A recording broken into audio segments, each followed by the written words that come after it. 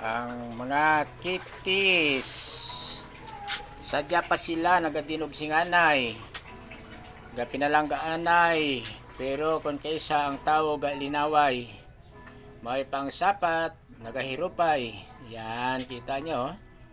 Apat ka kitis namon. Sadya sila iya. Oh, ito na. Ala, na. Pero ang aton nga kinabuhi ko isa, di makita ang pag dinog singanay, pag palanggaanay, mayo pa ini mga sapat i-implos ang kinabuhitan niyan. Oh, sadya sila. Oh, na. Okay, God bless. Oh, nante.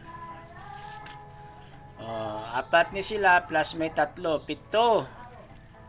Yan, amon yang amon nga ginakalingawan dire daw. Kita mo sila nga sadya sila. Oh, na. Te, gadog singanay sila ya. Oh, ang tao ya. Way na subong. Amon yang kinabuhi naton. Ikumpara mas may pa ko isa ang mga sapat. Nagahirupay sila. Oh. Yan. Te, kita iya. Kamusta? God bless.